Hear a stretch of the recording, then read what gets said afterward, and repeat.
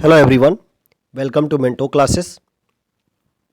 UPPSC समीक्षा अधिकारी एवं सहायक समीक्षा अधिकारी चयन समीक्षा जो आपको 5 दिसंबर 2021 को होने वाला है, इसका पहला सेट जो पहला प्रैक्टिस सेट है 140 क्वेश्चन का, वो ऑलरेडी आपको दिया जा चुका है। ये सेकेंड सेट है, इसमें भी 140 क्वेश्चन होंगे। आपको एग्जाम हॉल में 120 मिनट्स मिलते हैं टोटल, और हिंदी के आपके 60 क्वेश्चन होते हैं। हिंदी के भी आपके 2 सेट कराए जा चुके हैं। आप जाके आप देख सकते हैं, आप सर्च करेंगे आपको मिल जाएगा। ठीक है, तो अगर आप इतना देखिए, इसमें 12 सेट टोटल कराए जाएंगे हिंदी के, और इसके भी 6 सेट, मिनिमम 6 सेट कराया जाएगा जीएस के। तो आप लगातार चैनल बने रहिए, सब्सक्राइब कीजिए और शेयर भी करते रहिए। आपको बहुत सारे क्वेश्चन, बहुत सारे डाउट्स जो होंगे आपको इसमें क्लियर ही होंगे। चलिए स्टार्ट करते हैं। फर्स्ट क्वेश्चन देखते हैं।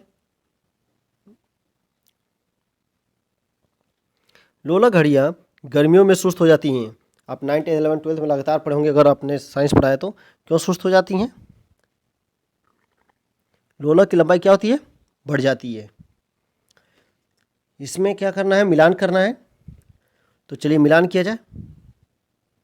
मॉर्फिन, तो ए का क्या होगा?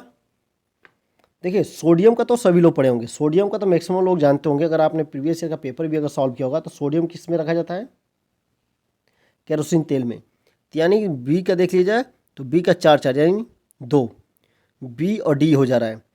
तो बताइए, जर्मन सिल्वर क्या है? एक मिश्र धातु है। जर्मन सिल्वर जो होता है वो क्या होता है? मिश्र धातु होता है, यानी डी का 2, डी का 2। तो आंसर क्या हो जाएगा? आप यहाँ पे आराम से लगा लेंगे। ठीक है, देखिए जो इसके पहले पेपर करा रहे थे, जो फर्स्ट पेपर जो कराया गया था फर्स्ट सेट, उसमें देखा गया आप मैक्सिमम कि उसमें एक क्वेश्चन मिलता, एक आपको मिलान करने वाला मिल जाता था, तो आपके आंसर आराम से आप सॉल्व करते थे। अब इसमें क्या है, कम से कम आपको 2 पता है, तब जाके आप इसमें क्या कर पाएंगे, इसे सॉल्व कर पाएंगे।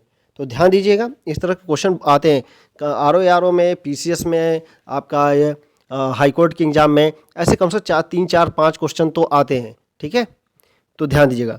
तो मॉर्फिन क्या हो जाएगा? अगर बी का मिलाएंगे तो क्या का? बी का 4 हो गया। तो मॉर्फिन का क्या होगा? ए का 3rd।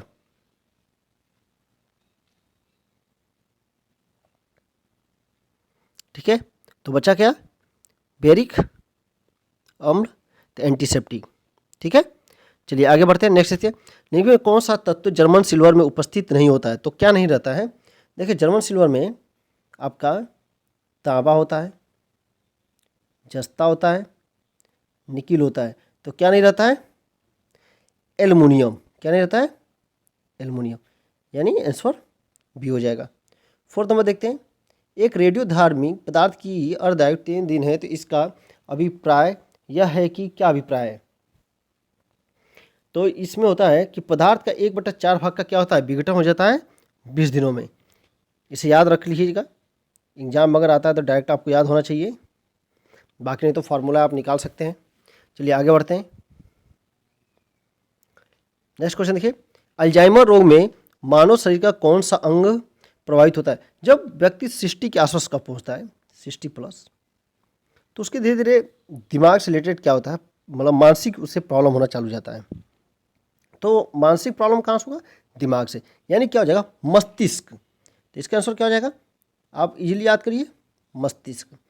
किस हार्मोन के स्रावित होने से हृदय गति बढ़ जाती है तथा उत्तेजना का अनुभव होता है? तो 6 का क्या हो जाएगा? एड्रेनलिन। ठीक है, जो एड्रेनलिन हार्मोन है, ये क्या होता है? स्रावित होता है। इस हार्मोन का मुख्य कार्य होता है रक्तचाप में वृद्धि करना। रुधिर में शर्करा की क्या हो जाती है? वृद्धि हो जाती है, और हृदय की गति में क्या हो जाता है? वृद्धि का हो जाती है। ठीक है, तो इसे याद रखिएगा, क्या हो जाएगा? इसका आंसर क्या हो जाएगा? सी। नेक्स्ट देखते हैं, मिलान करिए। कौन सुमेलित नहीं? इस तरह के क्वेश्चन कभी पूछे जाते हैं एग्जाम हॉल में हमेशा। जब इस तरह की चीज़ें थे तो आप अंडरलाइन कर लीजिएगा या गोला मारे, ताकि आपको याद रहे कि नहीं वाला पता करना है, यानी जो सही है उसी को मार के चले आइएगा। तो ऐसा गलती नहीं करना एग्जाम हॉल में, ऐसी गलतियाँ बहुत सारी होती हैं। तो 7 का क्या होगा? कौन कौन सी इसमें सही है ये देख लेते हैं। ये क्या है? सही है। भी देखिए, ये भी सही है। परक्रम जिसके द्वारा जीवित सूक्ष्म जीवा, ये भी सही है। सर्वर में तोड़ते हैं, ये भी सही है। सभी जीवों में अंतर्निर्मित समय पालन क्रियाएं बायोमास, क्या है, ये गलत है। यानी आंसर क्या हो जाएगा इसका, डी। ठीक है, चलिए आगे बढ़ते हैं। 8 नंबर देखते हैं। प्रोजेक्ट एरो का संबंध निम्नलिखित में से किसके आधुनिकीकरण से है। बहुत ही अच्छा क्वेश्चन है ये। तो बताइए 8, ये है आपके डाकघरों से संबंधित। ठीक है, डाकघरों का आधुनिकीकरण। तो क्या हो जाएगा इसका, बी। एमआरआई निम्न में से क्या है। कई बार आप लोग बोलते हैं कह रहे हैं इनके एमआरआई हो रहा है, इनका एमआरआई हो रहा है, गांव में इनका एमआरआई हो रहा है, शहर में इनका एमआरआई हो रहा है। तो इसका फुल फॉर्म क्या होता है, तो बताइए। इसका आंसर हो जाएगा सी, मैग्नेटिक रेजोनेंस इमेजिंग। आइए नेक्स्ट आगे बढ़ते हैं। अमेरिकी राष्ट्रपति चुनने जाने से पूर्व बराक ओबामा सीनेट थे। तो बराक ओबामा किसके किसके सीनेट थे, कहाँ से सीनेट थे ये, तो ये थे आपके डी, इलिनॉइस से। नेक्स्ट, उस पाल शासक का नाम बताइए जिसने विक्रमशिला विश्वविद्यालय स्थापित किया। बहुत ही अच्छा क्वेश्चन है, इस तरह के क्वेश्चन एग्जाम में पूछे भी जाते हैं। तो 11 का बताइए, इंपॉर्टेंट क्वेश्चन है। तो क्या था, धर्मपाल।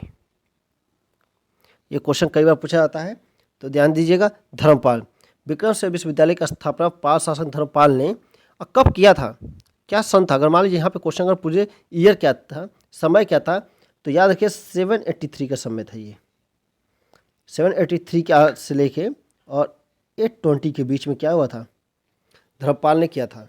ठीक है, और अगर मान लीजिए क्वेश्चन पूछे कि पाल वंश का संस्थापन कौन था, मतलब पाल वंश का संस्थापक कौन था, तो कौन था, तब आपका आंसर हो जाएगा गोपाल। तो यहाँ से दो क्वेश्चन आपको मिल गए। तो आप ध्यान दीजिएगा, दोनों को अच्छे से देख लीजिएगा। इस तरह क्वेश्चंस पूछे भी जाते हैं, कौन संस्थापक है या किसने बनवाया। तो याद रखिए, विक्रमशिला विश्वविद्यालय के स्थापित किया था धर्मपाल ने, और पाल वंश का शासक कौन था, गोपाल, और रखा था इसने 750 के आसपास में, यानी 750 कन्फर्म है। ठीक है, चलिए आगे देखते हैं। 12 नंबर, गौतम बुद्ध की माँ किस वंश से संबंधित थी। अब भैया उत्तर प्रदेश के हैं आप लोग, उत्तर प्रदेश का पेपर में बैठने जा रहे थे, तो अच्छे से आपको पता होगा कि किस वंश थी। तो 12 का क्या होगा, गौतम बुद्ध का जन्म कब, पहले गौतम बुद्ध का जन्म कब हुआ था, तो 5063 में, कहाँ पे, कपिल वस्तु के लुम्बिनी नामक स्थान पर हुआ था। इतना तो आपको पता ही होगा। जो इनकी माता थी, ये थी कोलीय वंश की। तो इसका आंसर क्या हो जाएगा, कोलीय वंश। याद रखिएगा, इंपॉर्टेंट है। अभी बुद्ध सर्किट का निर्माण किया जा रहा है, तो उसके आसपास से क्वेश्चंस आने के चांसेस हैं। ठीक है, कुशीनगर में भी जैसे देखा आपने कि प्राइम मिनिस्टर गए थे अपने, और अमेरिका के प्राइम मिनिस्टर आए थे, पहली बार उनका जहाज आया उतरा। ठीक है, जो एयरपोर्ट बनाया जा रहा है, तो गौतम बुद्ध सर्किट का निर्माण किया जा रहा है। तो इस तरह के क्वेश्चंस क्या होते हैं, पूछे जाते हैं। तो गौतम बुद्ध से रिलेटेड सारी जानकारी आप देख लीजिएगा। ठीक है, कितने इनके बहुत संगीत हुए थे, तो सभी चीज़ें आपको पता होनी चाहिए। चलिए आगे बढ़ते हैं। नेक्स्ट क्वेश्चन, महावीर का प्रथम अनुयायी कौन था। महावीर के बारे में भी आप पढ़े होंगे। तो इनका अनुयायी जो था, इनका पहला दामाद था, जो इनका अपना खुद का दामाद था, वही इनका पहला अनुयायी था। तो कौन था, क्या नाम था उसका, ये बताना है। तो क्या नाम था इसका, जमालिस। ठीक है, याद रखिए कौन था, जमालिस। अब देखते हैं नेक्स्ट क्वेश्चन, देखते हैं। निम्न में से कौन एक बौद्ध ग्रंथ 16 जनपदों का उल्लेख करता है। यानी पहले, यानी बौद्ध, यानी पहले तो याद रखिएगा कितने जनपद थे, 16। ठीक है, अब किस ग्रंथ में इसका उल्लेख मिलता है, तो ये आपको उल्लेख मिलेगा अगुंतर निकाय में। किसमें, अगुंतर निकाय में।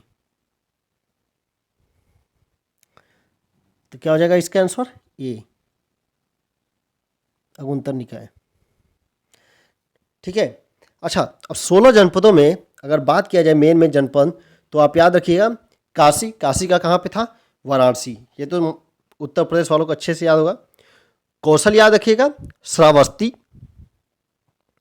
और सूरसेन मथुरा। ये कम से कम 3 तो याद रखेंगे उत्तर प्रदेश वाले, अक्सर ये एग्जाम में पूछ दिया जाता है, तो ध्यान दीजिएगा। 16 जनपद तो याद कर नहीं पाएंगे, इसमें कम से कम जो मेन जनपद है उसे याद रखिएगा। चलिए आगे बढ़ते हैं, नेक्स्ट क्वेश्चन देखते हैं। भारत में किस शिलाश्रय से सर्वाधिक चित्र प्राप्त हुए हैं? ठीक है, तो इसमें अगर देखिए तो आराम से आप इसका आंसर निकाल सकते हैं।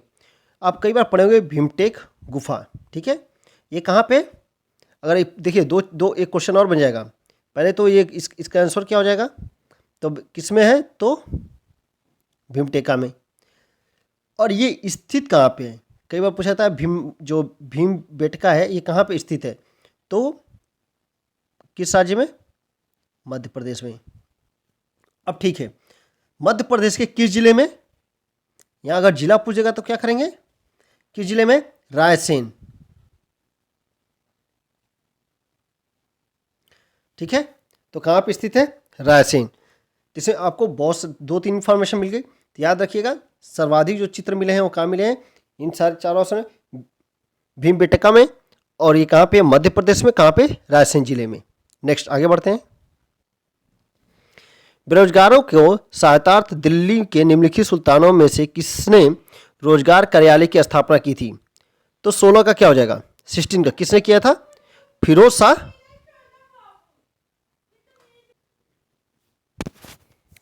नेक्स्ट क्वेश्चन देखते हैं। बेरोजगारों के सहायतार्थ दिल्ली के निम्नलिखित सुल्तानों में से किसने रोजगार कार्यालय की स्थापना की थी? तो किसने किया था, तो 16 का क्या हो जाएगा, डी। इसमें बहुत सारे कल्याणकारी काम किए थे, और इसी ने, याद रखिएगा, जो स्त्रियां थी, विधवाएं, लड़कियां थी, उनकी सहायता है नया विभाग बनाया था, दीवाने ए खैरात। ये दोनों के बारे में पूछा जाता है, तो रोजगार कार्यालय और दीवाने ए खैरात तो किसने किया था, किस सुल्तान ने, तो फिरोज शाह तुगलक ने। ठीक है, आइए आगे बढ़ते हैं नेक्स्ट क्वेश्चन की तरफ। 17 नंबर देखते हैं। 1665 ईस्वी में शिवाजी ने किस मुगल सेनानायक के साथ प्रसिद्ध पुरंदर की संधि पर हस्ताक्षर किए थे? किसके साथ किए थे, ये बताना है। तो बताइए 17 का क्या होगा, सोच के बताइए थोड़ा सा। बी, किसके साथ, बी, 17 का बी कौन था, जय सिंह। तो जय सिंह तो किस सन में हुआ था, अगर ईयर पूछा जाए पुरंदर की संधि कब हुई थी, 1665 कब हुई थी, 1665। चलिए आगे बढ़ते हैं। निम्न में से कौन सा शासक पृथ्वीराज चौहान के नाम से प्रसिद्ध है? बहुत इजी क्वेश्चन है, बताइए 18 का क्या हो जाएगा, पृथ्वीराज चौहान, पृथ्वीराज तृतीय। देखिए बहुत ही क्लोज का आंसर दिया हुआ है, कन्फ्यूज मत होइएगा, प्रथम द्वितीय तृतीय में से कोई नहीं, तो याद रखिएगा क्या हो जाएगा, पृथ्वीराज तृतीय। चलिए 19 देखते हैं। भारत के किस मध्यकालीन शासक ने इक्ता व्यवस्था प्रारंभ की थी? इक्ता पूछा भी जाता है, बहुत बार एक एग्जाम में पूछा गया है, इंपॉर्टेंट क्वेश्चन है। तो इक्ता व्यवस्था किसने प्रचलित की थी? तो किसने प्रचलित की थी, इल्तुतमिश ने। किसने, इल्तुतमिश ने। ठीक है, चलिए आगे बढ़ते हैं। आबू का जैन मंदिर किसने बनाया है? आबू का जैन मंदिर किसने बनाया है? मतलब ये जो आबू का जैन मंदिर है किसने बनाया है, न होकर ये होगा कि किससे बना है। ठीक है, सॉरी मैं गलत पढ़ दिया, तो ध्यान दीजिए, किससे बना है, तो ये बना है संगमरमर का। किससे बना है, संगमरमर का। आइए आगे आगे चलते हैं, देखते हैं। और देखिएगा एक्चुअली बनवाया था इसने चालुक्य ने। ठीक है, 21 का देखते हैं। लिखित युग में कौन सा सही सुमेलित नहीं है, तो कौन सुमेलित नहीं है ये बताना है। तो 21 का क्या हो जाएगा? बाबर और खानवा का युद्ध सही है। हुमायूं चौसा का युद्ध ये भी सही है। अकबर हल्दी घाटी, जहांगीर बल्ख का युद्ध यह गलत है। ठीक है, तो 21 का क्या हो जाएगा? डी। 1857 ईस्वी के निम्नलिखित क्रांतियों में से किसका वास्तविक नाम रामचंद्र पांडुरंग था? वेरी वेरी इंपॉर्टेंट क्वेश्चन है, कई बार पूछा गया है। तो क्या होगा 22 का? डी, मंगल पांडे। मंगल पांडे। ठीक है। तत्या टोपे का वास्तविक नाम क्या था? रामचंद्र पांडुरंग था। तत्या टोपे क्या थे? नाना साहब के कमांडर इन चीफ थे। ठीक है, आइए आगे बढ़ते हैं। 1907 ईस्वी में भारतीय राष्ट्रीय कांग्रेस के सूरत के वार्षिक अधिवेशन के अध्यक्ष थे। 1907 जो सूरत अधिवेशन हुआ था उसके वार्षिक अध्यक्ष कौन थे? तो बताइए, बहुत ही अच्छा क्वेश्चन है। तो इसका आंसर क्या हो जाएगा? डी।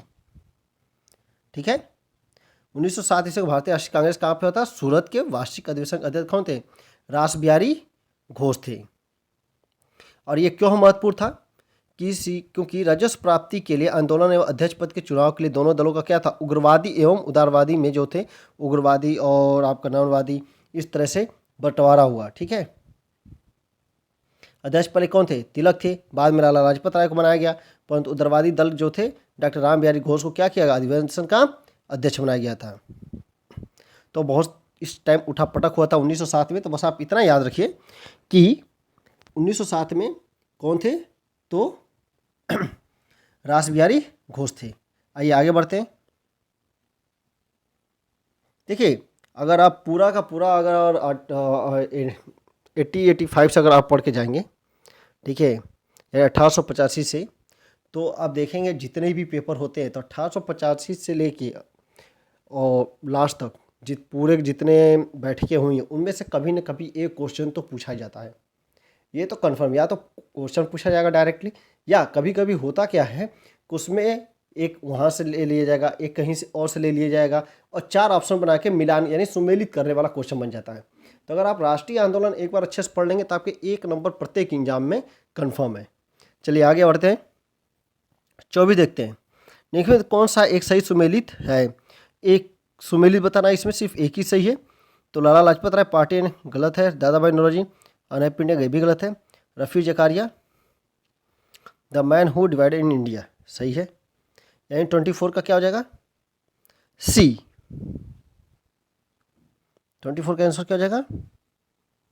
सी।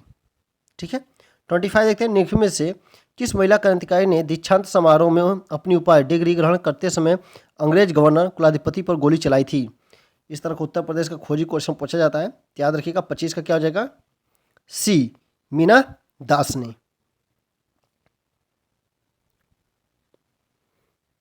आइए आगे बढ़ते हैं, नेक्स्ट देखते हैं। मुस्लिम लीग द्वारा निम्नलिखित में से किस तिथि को सीधी कार्रवाई दिवस मनाई गई? आई होप कि सबको याद होगा। कब मनाई थी? 16 अगस्त 1946 को।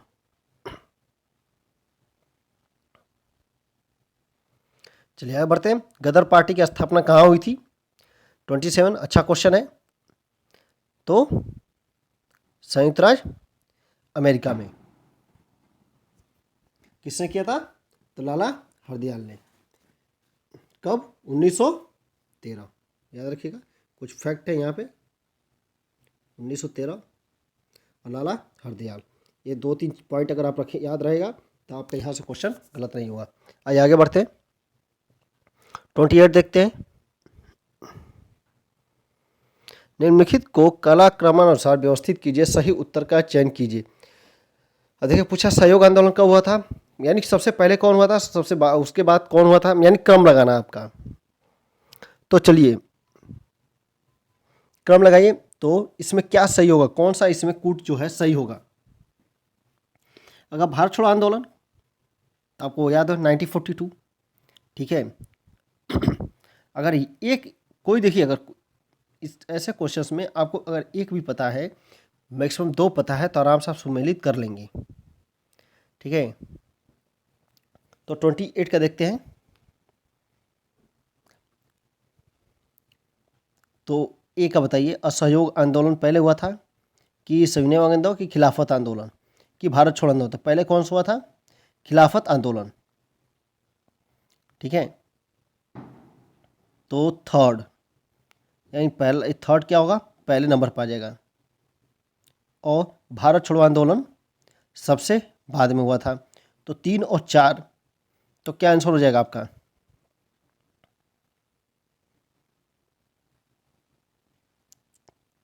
ये आंसर होगा।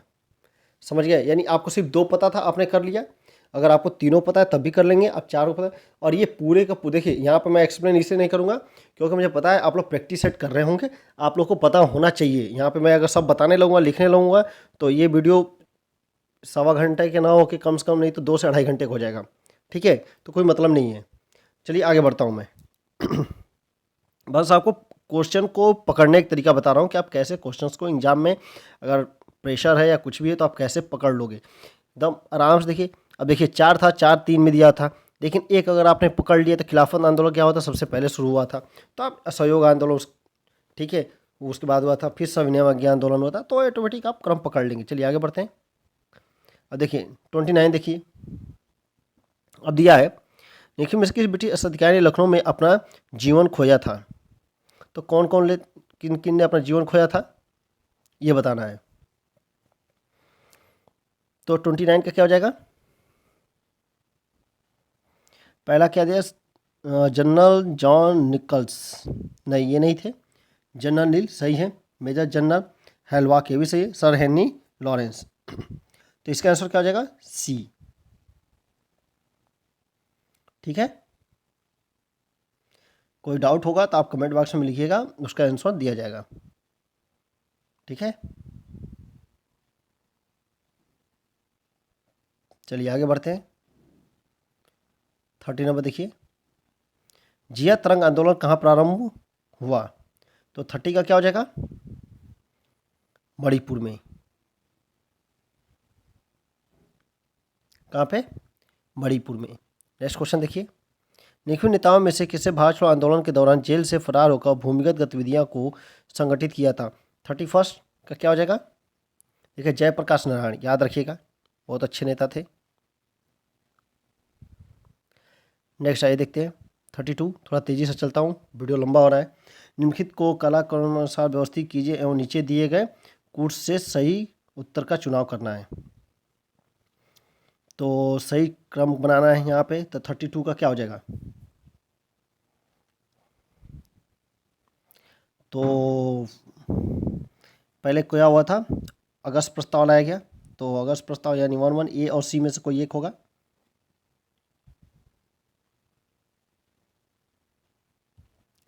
ठीक है, तो 32 का क्या होगा? आपका 32 का हो जाएगा ए, यानी 1 2 4 3।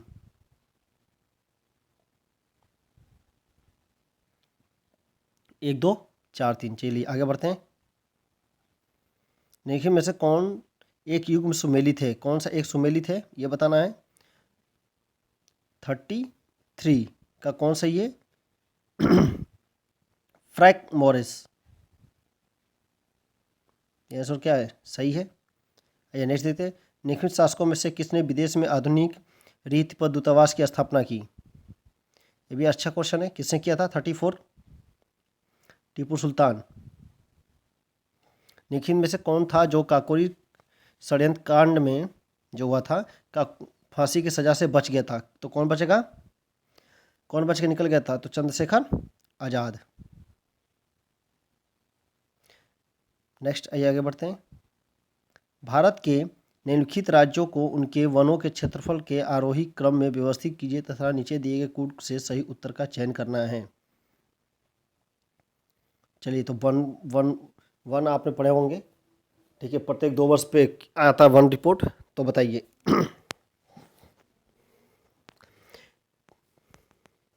पहले कौन होगा? तो पहले होगा अरुणाचल प्रदेश। तो दो किस में देख लीजिए पहले। 2 किस में? 2 इसी में लास्ट में।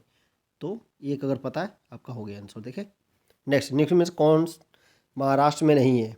बालाघाट, मांडवा पहाड़ी, हरिश्चंद्र, सतमाला पहाड़ी। तो 37 का क्या हो जाएगा? सी। कौन नहीं है? मांडवा पहाड़ी। नेक्स्ट देखते हैं, निम्नलिखित में से कौन गुजरात का बंदरगाह कस्बा नहीं है? गुजरात आजकल न्यूज में भी है, तो 38 का क्या हो जाएगा? ए, जामनगर गुजरात का बंदरगाह कस्बा नहीं है। ठीक है,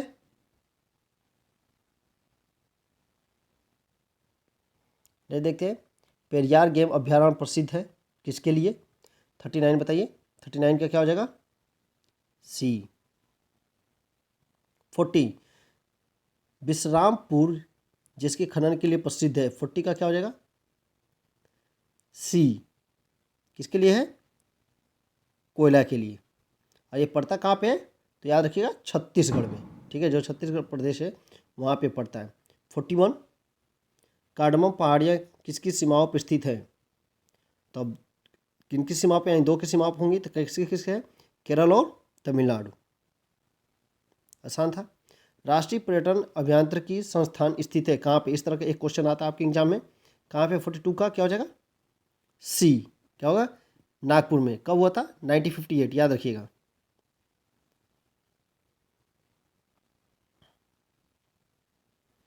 शारदा सहायक समादेश विकास परियोजना के मुख्य लक्ष्य निम्नलिखित में से क्या है?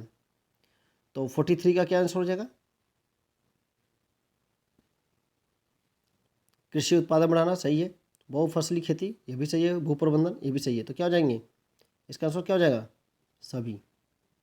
नेक्स्ट, 2011 की जनगणना के अंतिम आंकड़ों के अनुसार भारत में न्यूनतम यौन अनुपात पाया जाता है। कहाँ पे पाया जाता है? ये तो सबको पता होगा। कहाँ पे? दमन एंड द्वीप में है। ठीक है, कुछ लोग हरियाणा सोच रहे होंगे। ठीक है, तो हरियाणा नहीं है, दमन एंड दीव है। आप अगर पढ़ेंगे अगर सही से, तो इसमें दमन एंड दीव आपको करना है। ठीक है, सभी लोग हरियाणा सोच रहे होंगे, आई नो दैट। चलिए आगे बढ़िए। 2001-2011 के दौरान निम्नलिखित में से भारत के किस राज्य में साक्षरता दर में सर्वाधिक वृद्धि दर्ज की गई? तो 45। अच्छा क्वेश्चन है। ठीक है, यानी साक्षरता दर बताना है आपको। तो 45 का क्या हो जाएगा? ए। किस में हुई थी सबसे ज़्यादा? तो बिहार में। जो पिछड़ा रहेगा वहीं पे तो बढ़ेगा भी। नेक्स्ट, 2011 की जनगणना के अंतिम आंकड़ों के अनुसार भारत का द्वितीय सर्वाधिक जनसंख्या वाला राज्य है। आसान है। 46 का क्या हो जाएगा? सी, महाराष्ट्र। कुछ लोग बिहार सोच रहे होंगे, लेकिन बिहार नहीं है। नेक्स्ट देखते हैं 47, यदि अरुणाचल प्रदेश में तिरप में सूर्योदय 5 बजे प्रातः होता है, तो गुजरात में कांडला में सूर्योदय किस समय पर होगा? बहुत बार पढ़े होंगे ज्योग्राफी में। पहला चैप्टर जब इंडियन ज्योग्राफी आप शुरू करते होंगे तो जो पढ़ाया जाता है तो वहीं पर आप पढ़ते हैं। तो बताइए 47 का क्या होगा? 47 का होगा सी। 48, निम्न में से कौन सी नदी रिफ्ट घाटी से होकर बहती है? 48, नर्मदा और राप्ती जो नदियाँ वो रिफ्ट घाटी से होकर बहती है। दोनों कहाँ गिरती? अरब सागर में। ये क्वेश्चन कई बार पूछा गया है, तो क्या हो जाएगा? सी। ये एक दो बार नहीं, ये बहुत बार एक क्वेश्चन पूछा गया है। चलिए आगे बढ़ते हैं। नेक्स्ट देखते हैं, निम्नलिखित कथनों पर में से कौन सा सही है? तो सही बताना है कि इस तरह का भी क्वेश्चन आता है बहुत सारे। तमिलनाडु में इतने अवधि में नगरीकरण अनुपात में सर्वाधिक वृद्धि अंकित की गई, तो इसमें से सही बताना है। तो 49 का क्या होगा? तो इतने नगरीकरण अनुपात में सर्वाधिक वृद्धि अंकित की गई, सही है। भारत में अनेक नगरीय केंद्रों का औसत आकार लगभग 45,000 है। नहीं। नगरीय केंद्रों की सबसे बड़ी संख्या चतुर्थ श्रेणी में आती है। नहीं। 3, 4, तो 3, 5वीं तथा 6ठी श्रेणी के नगरों के, तो इसमें देखिए मोस्ट प्रोबेबिलिटी होगा 3, यानी 1 और 3 सही होंगे। ठीक है, आप प्रोबेबिलिटी देख के चेक कर सकते हैं। आइए नेक्स्ट देखा जाए। 15 नंबर क्वेश्चन, निम्नलिखित कथनों में से कौन सा सही है? 50। देखिए फिर ऊपर की तरह दिया, भारत के उत्तरी शहरों में सामान्यतः असंतुलित लिंगानुपात मिलता है। गलत है या सही? तो क्या है? गलत है। यानी एक क्या गलत है? तो अगर एक गलत है तो सब में से अगर निकाल दिया जाए तो क्या होगा? 2, 3, 4। चलिए नेक्स्ट देखते हैं, निम्नलिखित में से कौन पश्चिम एशिया का सर्वाधिक नगरीकृत देश है? इस तरह का क्वेश्चन आया हुआ है, तो कौन है? याद रखिएगा, कुवैत। नेक्स्ट आगे बढ़ते हैं। 52, 90 डिग्री पूर्व कटक अवस्थित है कहाँ पे? भारतीय महासागर में। अब यहाँ पे फिर मिलान कीजिए। एटना, विश्वियस, इरवियन, कैटोपैक्सी, ये सब ज्वालामुखी हैं। तो थोड़ा बताइए, ज्वालामुखी आप पढ़ भी चुके होंगे अब तक, तो रिवीजन कर रहे होंगे। तो 53 का क्या होगा? ए का क्या होगा? एटना, ए का होगा आपका 4।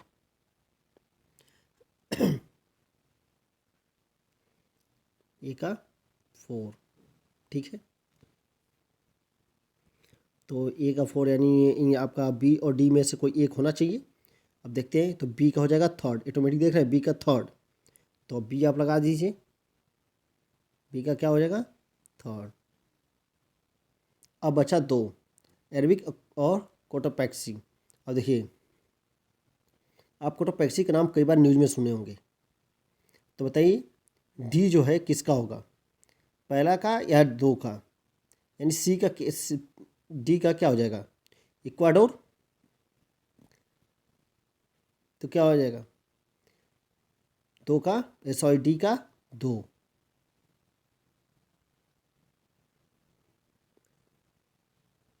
तो डी का 2, तो सी का ए, यानी आंसर क्या हो जाएगा आपका? देख रहे हैं, बड़ा आसान है, थोड़ा सा डाउट क्रिएट करेगा, बट अगर थोड़ा बहुत भी आपको आइडिया होगा तो आप आराम से कर ले जाएंगे। तो इसका आंसर क्या हो जाएगा? 53 का। देखिए, इस तरह क्वेश्चन थोड़ा टाइम तो लगेगा, बट एकदम आराम से इजीली आप कर सकते हैं। नेक्स्ट आगे देखते हैं, निम्न में कौन सा सुमेलित नहीं है? अच्छा क्वेश्चन है भी। 54 का क्या होगा? बुशमैन जो होते हैं वो क्या होंगे? तो बोत्सवाना, ठीक है, याद रखिएगा, बुशमैन बोत्सवाना, आप सुने भी होंगे। और तो अच्छा, एस्किमो कहाँ होते हैं? तो ग्रीनलैंड में, ये क्वेश्चन पूछा भी जाता है। अब पिग्मी कहाँ होते हैं? तो कांगो में। तो 2-3 चीज़ें याद रखिएगा तो आपका काम हो जाएगा। चलिए आगे बढ़ते हैं। एंग्लो अमेरिकन संस्कृति परिमंडल में निम्नलिखित सम्मिलित नहीं सम्मिलित किया जाता है, तो कौन से इसमें सम्मिलित नहीं किया जाता है? 55 बताना है आपको। तो 55 का क्या हो जाएगा? कनाडा सम्मिलित किया जाता है, सही है। संयुक्त राज्य अमेरिका भी सम्मिलित किया जाता है। तो मैक्सिको और क्यूबा क्या होते हैं? सम्मिलित नहीं किए जाते हैं, तो क्या हो जाएगा? सी एंड डी। कुलगाड़ी ऑस्ट्रेलिया के जिस प्रांत में स्थित है वो है। 56 का क्या हो जाएगा? 56 का हो जाएगा आपका डी। नीचे दिए गए वाक्यांश दिए गए हैं, तो बताइए, कथन कारक वाला है ये। प्राकृतिक वनस्पति जलवायु का सही सूचकांक है। जल प्रिय पौधे आर्द्र जलवायु में पाए जाते हैं। 57 का क्या सही है? क्या ए और आर सही है? और आर सही का स्पष्टीकरण है। क्या प्रकृति वनस्पति जलवायु का सही सूचकांक है? तो सही है। जलप्रिय पौधे आर्द्र जलवायु में पाए जाते हैं, ये भी सही है। तो क्या है इसका आंसर? क्या हो जाएगा? ए। नेक्स्ट क्वेश्चन देखते हैं। निम्नलिखित देशों में कौन देश स्थल बाधित है? ठीक है, यानी उनका समुद्री सीमाएं नहीं है, तो स्थल बाधित कौन कौन? 58 का क्या हो जाएगा?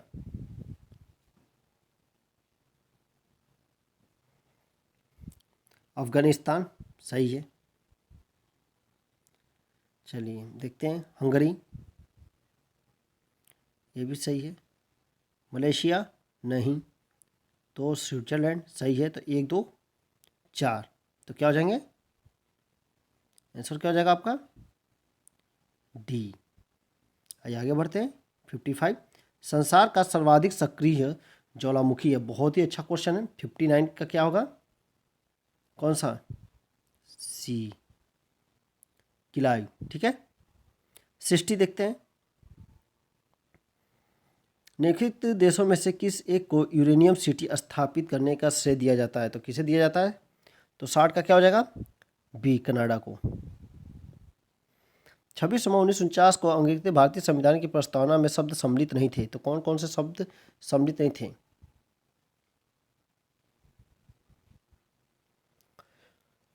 तो बहुत आसान क्वेश्चन है, सोच कर बताइए। आपको टाइम भी 1 मिनट का मिल रहा है। तो कौन कौन सम्मिलित नहीं थे? तो समाजवादी, पंथ निरपेक्ष और गणराज क्या थे? अखंडता, ये क्या थे? सम्मिलित नहीं थे। क्या गणराज क्या था? सम्मिलित था। तो क्या हो जाएगा? 1 2 3। ठीक है। अगर यहीं पर पूछ दिया जाए कि कब किस संविधान संशोधन सम्मिलित किए गए थे, तो क्या हो जाएगा? 42वां संविधान संशोधन द्वारा। ठीक है, 42वां संविधान संशोधन द्वारा इन तीनों शब्दों को क्या किया गया था? शामिल किया गया था।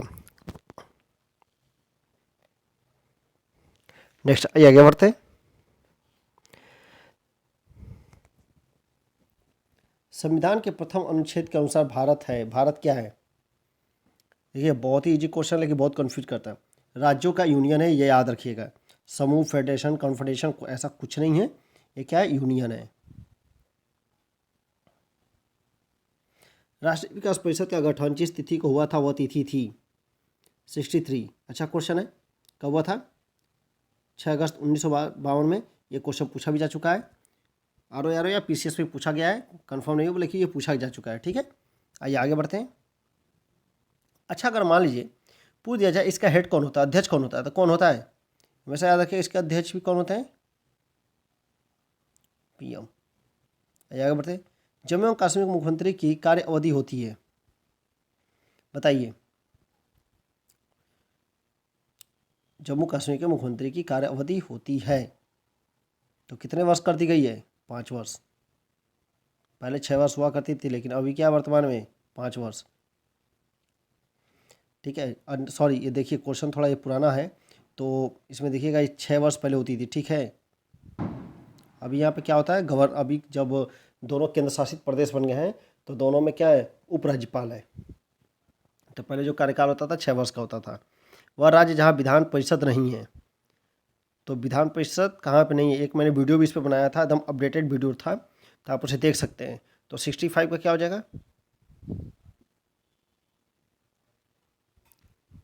65 का क्या होगा? डी, राजस्थान। कहाँ कहाँ पे है? कमेंट बॉक्स में बताइएगा।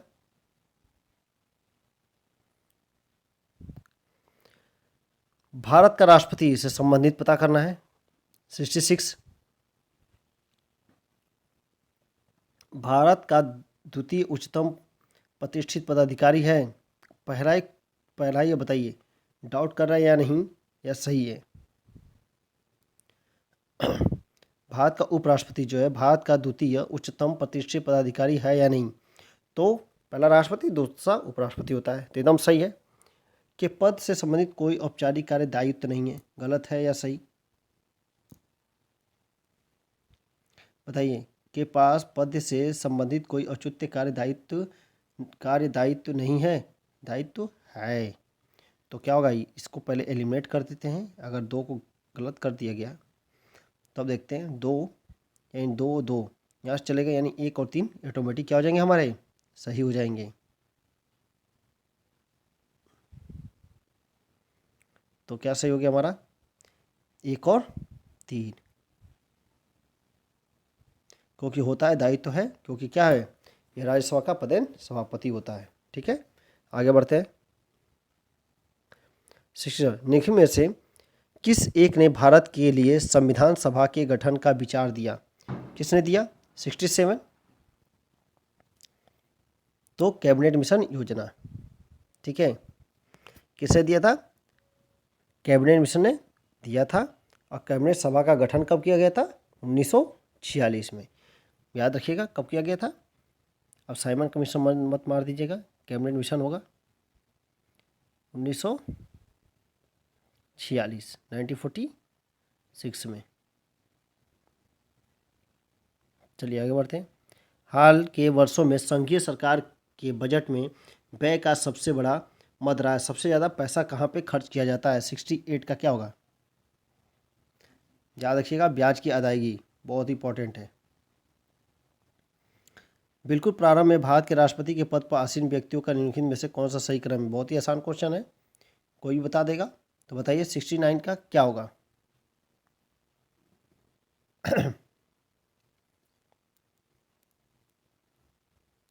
बताइए जल्दी फटाफट। तो 69 का क्या हो जाएगा? डी। देखिए इस तरह के क्वेश्चन आते हैं, आदमी सोचता रहता है ये कहाँ से आ गया, तो थोड़ा ध्यान दीजिएगा। निम्नलिखित में से किस एक अधिनियम ने भारत में संघीय शासन की व्यवस्था दी है? ठीक है, 1909, 1919, 1935 और 1947। तो 70 का क्या हो जाएगा? 70 का सी, 1935। अच्छा क्वेश्चन है ये, क्वेश्चन पूछा जाता है।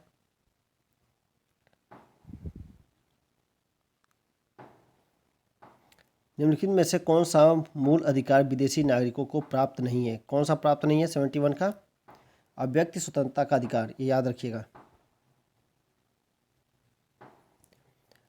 कथनकार दिया है भारतीय संविधान अर्धसंघात्मक है, भारतीय संविधान न तो संघात्मक न ही एकात्मक है। तो 72 का क्या हो जाएगा?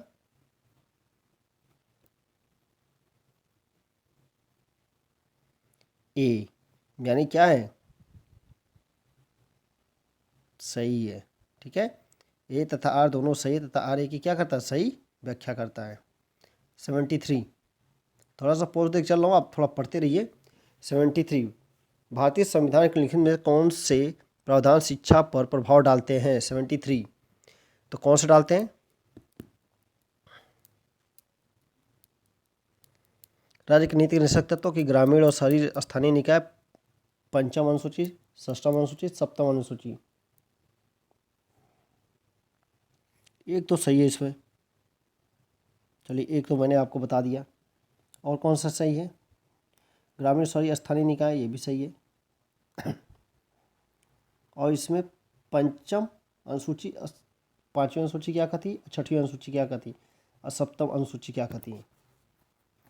ठीक है, अनुसूची आप पढ़े होंगे, टोटल 12 अनुसूचियाँ। अब यहाँ 12 अनुसूचियों को मैं बताऊँ नहीं, ये आप पढ़िए अच्छे से। ठीक है, हमारा वीडियो पड़ा हुआ है, आप वीडियो देखिए, आपको सारी चीज़ क्लियर होगी। जो देखिए यहाँ पे नहीं बता रहा हूँ, बहुत सारी चीज़ें आप लोग को लग रहा है कि मैं नहीं बता रहा हूँ, वो सारी चीज़ पढ़ा दी चुकी हैं, तो उसको बताने का कोई मतलब नहीं है। मैं एक एक चीज़ एक्सप्लेन करूँगा 1942 में, 1930 में, तो ये सही नहीं है।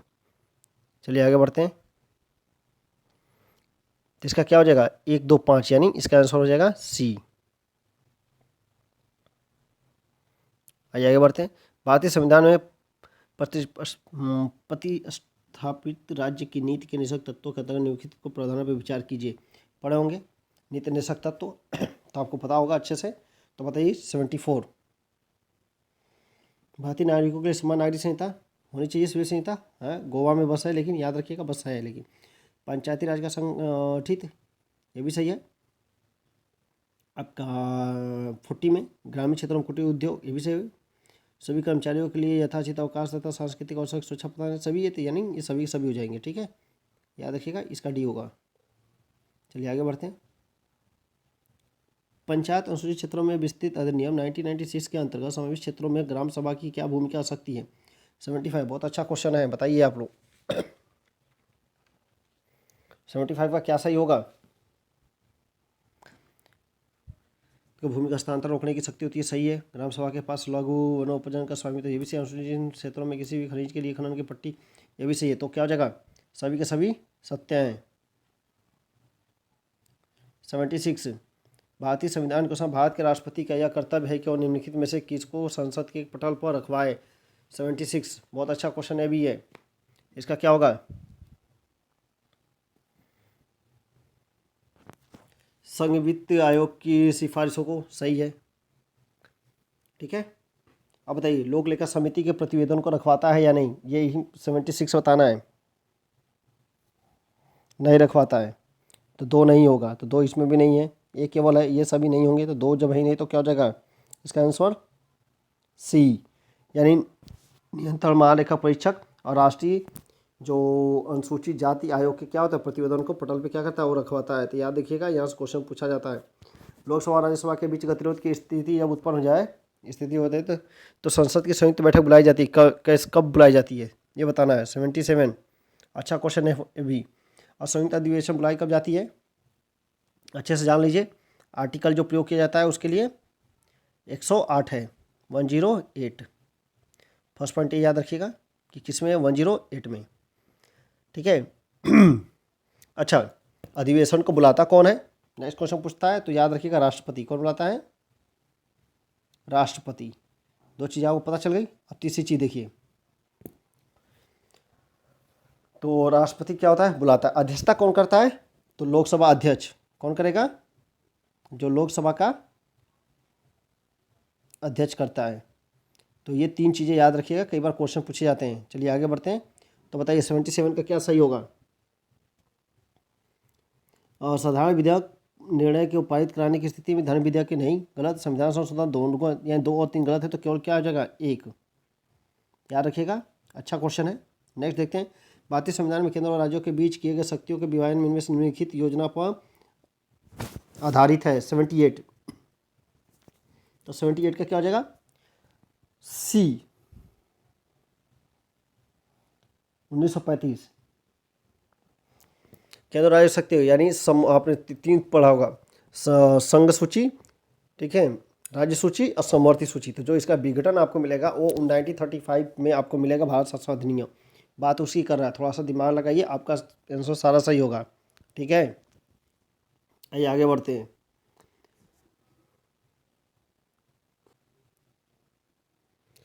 एक गैर सदस्य के रूप में संसद के किसी एक कार्रवाई में भाग ले सकता है, तो कौन ले सकता है, 79। आसान क्वेश्चन है, तो कौन ले सकता है, महान्यायवादी। बट इसे वोटिंग करने का राइट्स नहीं होते हैं, ये ध्यान दीजिएगा। ठीक है, और किस आर्टिकल में इसका उल्लेख है, तो भी याद रख लीजिए थोड़ा सा। 76 में, आर्टिकल नंबर 76 है। ठीक है, बट ये कोई वोट कुछ नहीं करे, केवल बैठा रहेगा। किस संविधान संशोधन बिल के द्वारा वोट देने की आयु को यहाँ से यहाँ कर दिया गया, यानी 21 वर्ष से 18 वर्ष कर दिया गया। तो भैया देख लीजिए कब, 61। अब बताइए कौन सा संविधान संशोधन के द्वारा किया गया था, ये आप लोग बताइएगा। चलिए नेक्स्ट।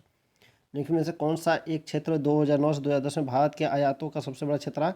इस क्वेश्चन को छोड़ दिए, पुराना क्वेश्चन है, नहीं आएगा। ठीक है, अगर जानना चाहते हैं तो एशिया तथा आसियान, ठीक है, कर सकते हैं।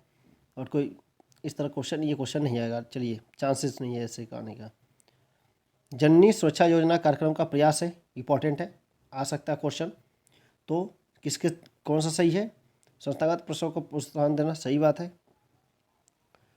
प्रसूतों की लागत वहन करने हेतु माँ को आर्थिक सहायता देना, कराया जाता है, 6,000 रुपये मिलते हैं। गर्भावस्था और प्रसूतों में वे वेतन हानि की ये नहीं करते हैं, ये गवर्नमेंट नहीं करती है। तो क्या हो जाएगा, 1 और 2।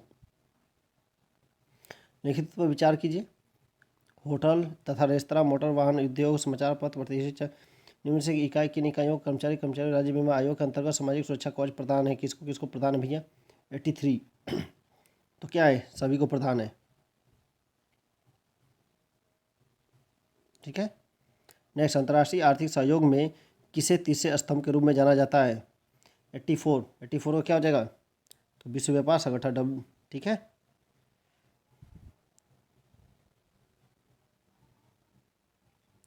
WTO, world trade organisation. आगे बढ़िए। 85। मिलेनियम विकास लक्ष्य में किसे शामिल नहीं किया गया है।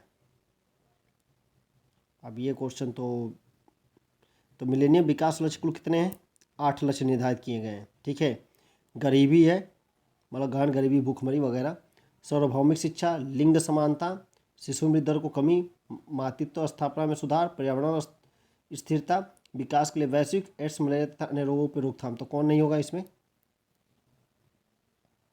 2 अंकों वाली अर्थव्यवस्था में क्या कर, आर्थिक वृद्धि दर को प्राप्त करना है, तो ये नहीं होगा, डी। ठीक है, बाकी सभी होंगे। लीड बैंक योजना का मुख्य उद्देश्य क्या है, 86। 86 क्या होगा, प्रत्येक बैंकों में संघ विकास के लिए पृथक जिलों को अपनाएं। आइए नेक्स्ट देखते हैं, 87। लिखित कथनों का अध्ययन करें जो भी विकास के संबंध में कहे गए हैं। ठीक है, तो अच्छे से पढ़िए, बताइए, अच्छा क्वेश्चन है।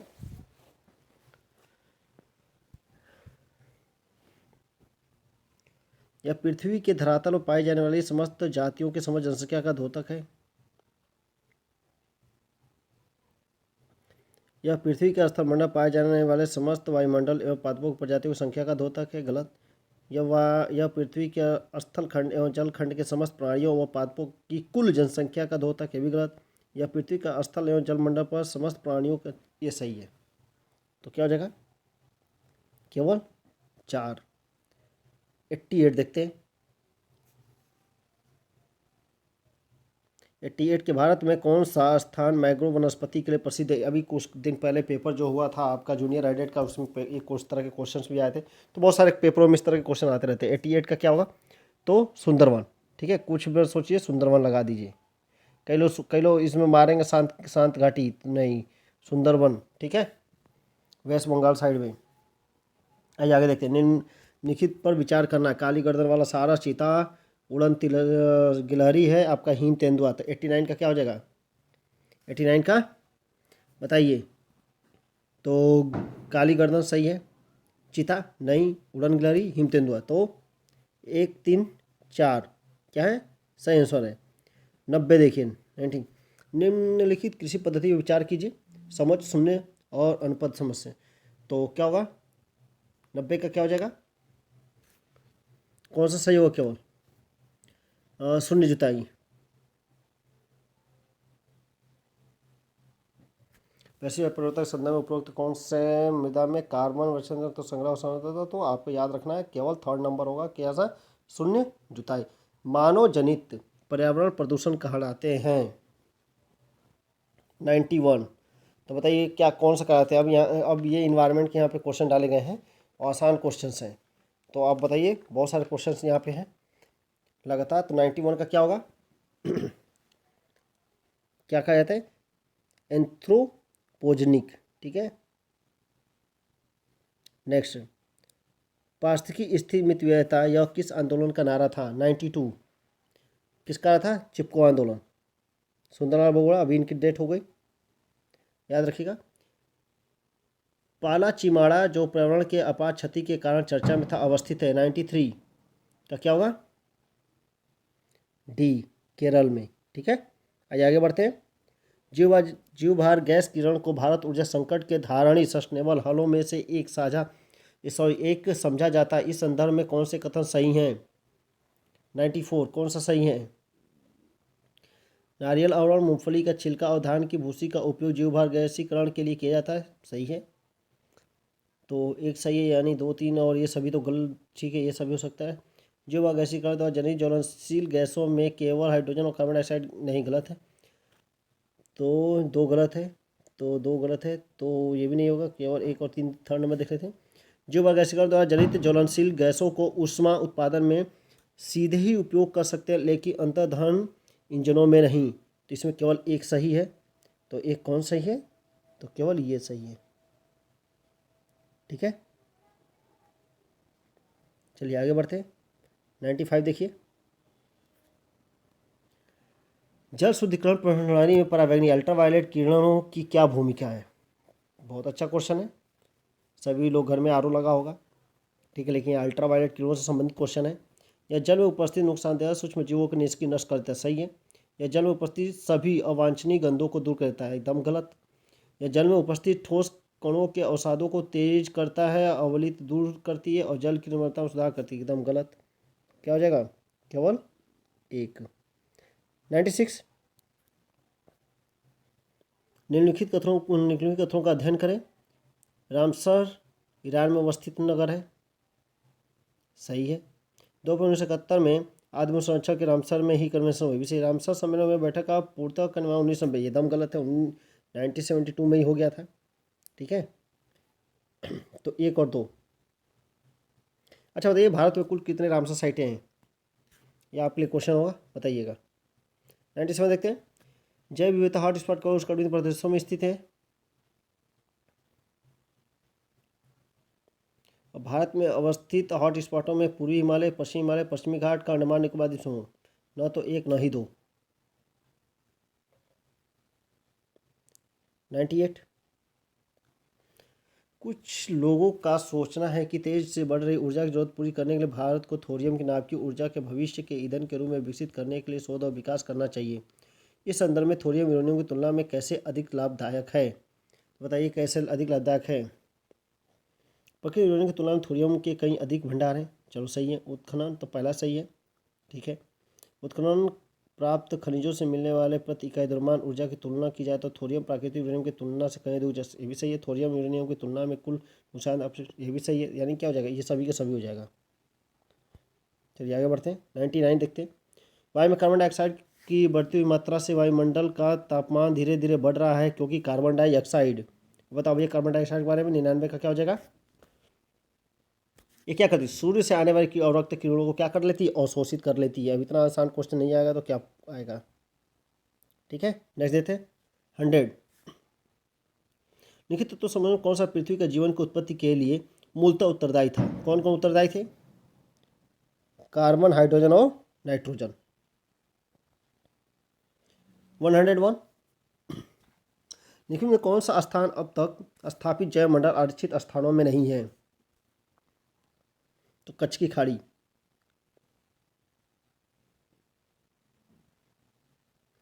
सर्वाधिक जैव विविधता पाई जाती है कहाँ पे पाई जाती है? आसान क्वेश्चन, कई बार पूछा गया। शांत घाटी में, पश्चिमी घाट, सॉरी। निम्न में से कौन सा एक प्रभावी व्यंजन का सबसे अधिक प्रभावी कारण है? 103। अच्छा क्वेश्चन है। तो क्या होगा? सागरी जल के समान तापमान में वृद्धि। दो भिन्न समुदायों के बीच का संक्रांति के क्षेत्र को क्या बोलते हैं? ये क्वेश्चन आ चुका है। तो क्या बोलते हैं? इकोटोन।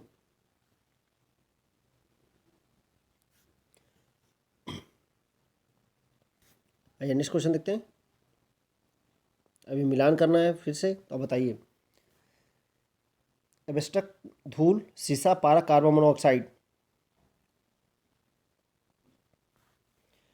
तो ए का क्या होगा? एब्स्टस क्या करता है? धूल।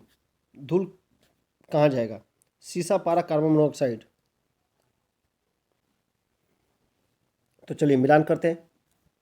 ए का क्या होगा? तो ए का थर्ड एब्स्टस क्या होता है? फेफड़ों को नुकसान पहुंचाता है। ठीक है। बी का सीसा, ये क्या करता है? सीसा उधर को। ठीक है। पारा रक्तधारा, कार्बन मोनोऑक्साइड मस्तिष्क। तो इस तरीके से क्या हो जाएगा? सी।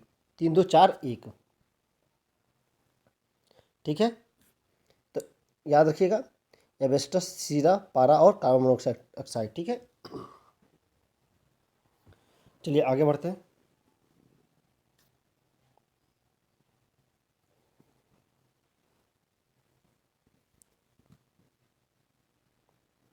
भारतीय रुपए का पहली बार कब अवमूल्यन किया गया था? टोटल 3 बार हुआ है, तो पहली बार कब किया गया था?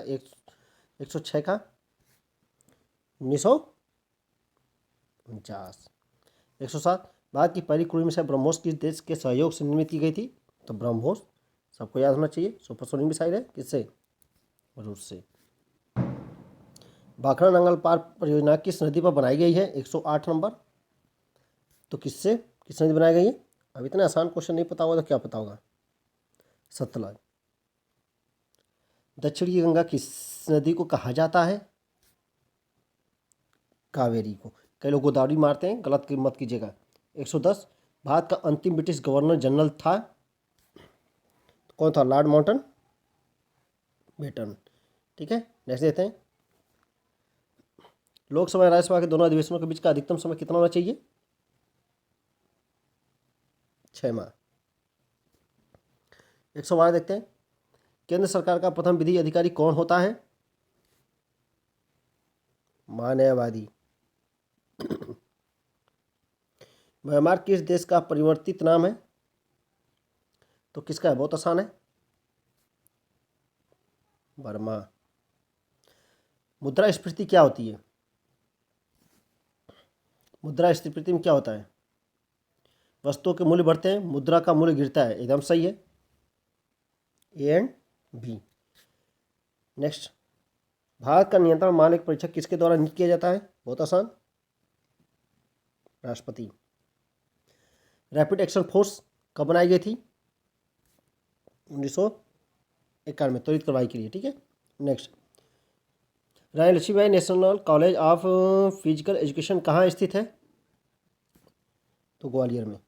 झांसी कोई मत मार देना भाई अगर ऑप्शन में दे दे तो, सॉरी।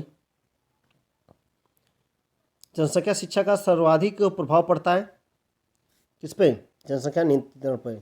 ठीक है, पढ़ी लिखी जनसंख्या होगी तो बहुत अंतर पड़ेगा। आगे बढ़ते हैं। 119, पौधों का मुख्य प्रकाश संश्लेषण अंग कौन सा होता है? पत्ती। अनुवांशिक के नियम के जम जाता है, ये तो सबको पता होगा।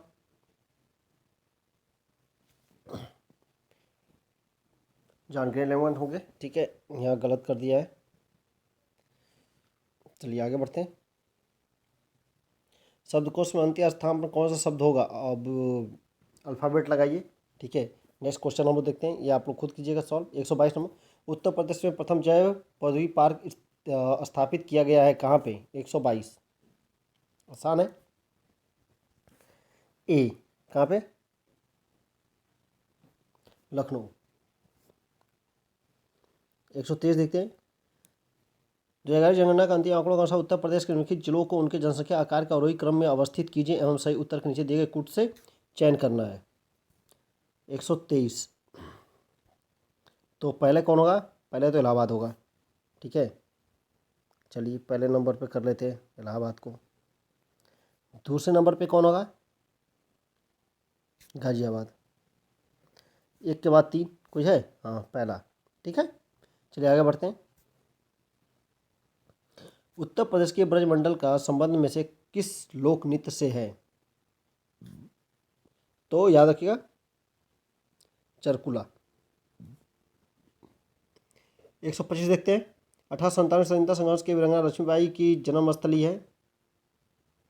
भाई झांसी मत मार देना, वाराणसी मारना, ठीक है।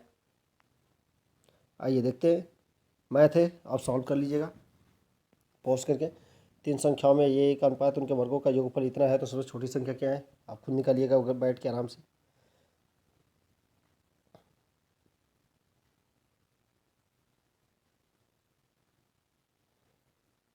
चलिए मैं इसका आंसर बता देता हूँ ताकि आप सॉल्व कर रहिएगा तो आपको कम से कम ये पता रहे कि सही है या नहीं।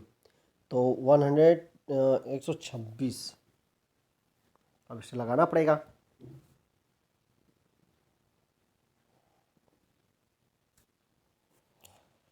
ऐसा है, आप लोग खुद ही सॉल्व कीजिए, ठीक है, क्योंकि इसे सॉल्व करने में बहुत टाइम लग जाएगा।